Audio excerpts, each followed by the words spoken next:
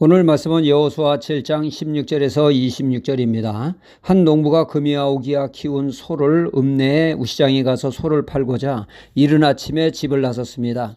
산길을 굽이굽이 돌아 가는데 길에 낯선 물체가 있어요.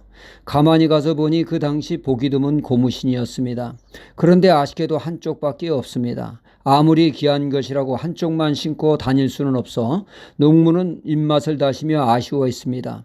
그래서 그것을 그냥 그 자리에 놔두고 서둘러 우시장을 향합니다. 한참을 가다 보니 또 길에 웬 물체가 보입니다. 가까이 가보니 아까 본 그 고무신 짝이었던 것입니다.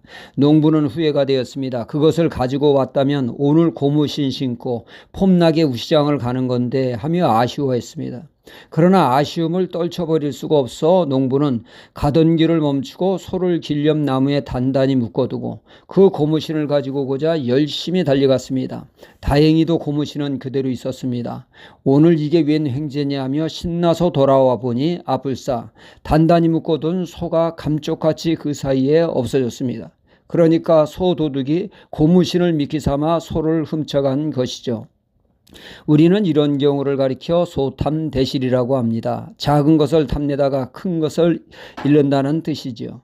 욕심이 문제입니다. 야고보서 1장 15절은 말씀하죠.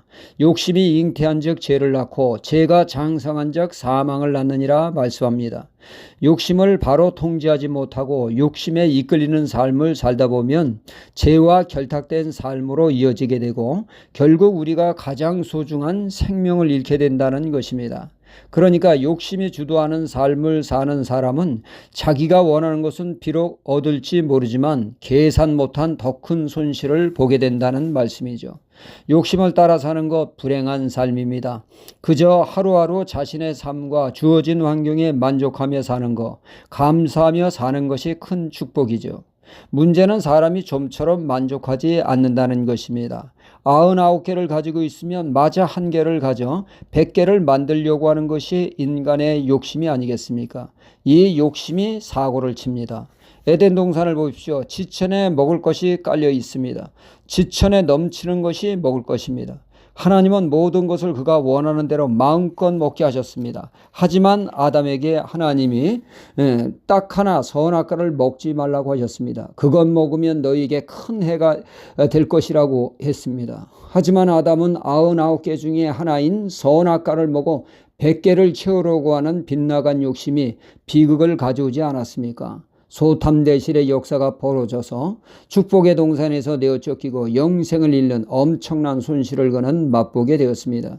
이런 사실을 본보기로 욕심을 통제해야 하는데 여전히 욕심에 사로잡혀 일을 저지르는 경우가 참 많습니다. 엘리사의 사환 게하시를 보십시오. 엘리사가 전한 말씀대로 나아만 장군이 요단강에 7번 몸을 담그었을 때 나병이 씻은 듯이 나왔습니다. 나아만 장군은 제2의 인생을 살게 됐으니 무엇인들 아끼겠습니까? 그는 바리바리 쌓아온 예물을 엘리사 선지자에게 감사 예물로 드리고자 했으나 엘리사는 한사코 거부했습니다. 괜히 인사차 빼는 것이 아니었죠. 진심이었습니다. 혹여 하나님의 일을 빙자하여 한미천 잡는다는 싹군으로 여겨질까 봐 그는 깨끗하게 한 푼도 받지 않았습니다. 하나님의 사람다운 청렴함을 보여주었죠. 하지만 그의 사화는 열불이 났습니다. 바보, 굴러오는 호박을 걷어차 받으면 될 텐데 한미천 잡고 인생 논하는데 안 되겠다. 똑똑한 나라도 챙기자 하며 그는 나아만 장군을 뒤쫓아가 거짓말로 몇 푼을 얻어내게 되죠. 그러나 그는 옷하고 몇 푼 얻고 그 소중한 건강을 잃게 되어집니다. 나아만 장군의 문둥병이 그에게 바랬던 것이죠. 욕심은 이렇듯 앞으로 남고 뒤로 미치는 바보 같은 삶을 살게 합니다. 누구보다 어리석은 자가 되게 합니다. 오늘 말씀의 아간도 고급진 외투에 금과 은을 손에 넣어 뛸 듯이 기뻐했으나 결과는 어떠했습니까? 그가 꿈에도 생각지 못한 가장 소중한 것은 다 잃게 되었습니다. 자신의 생명은 물론 사랑하는 아내, 그리고 사랑하는 자녀들, 그리고 평생 일구어 놓은 전 재산 동물들을 아골골짜기에서 다 잃게 되어집니다. 돌에 맞아 불로 태워져 소중한 모든 것을 잃게 되었습니다. 소탐대실의 역사가 일어나고 말았던 것이죠. 그것의 돌무더기가 그날의 참상을 교훈하고 있습니다. 욕심의 결국이 어떤 결과를 초래하는지를 경고하고 있습니다. 우리의 욕심을 십자가에 못 박아야겠습니다. 욕심이 고삐 풀린 망아지처럼 우리의 인생을 망치지 않도록 말이죠. 로마서 13장 14절은 말씀합니다. 오직 주 예수 그리스도를 옷입고 정욕을 위하여 육신의 일을 도모하지 말라 말씀하십니다.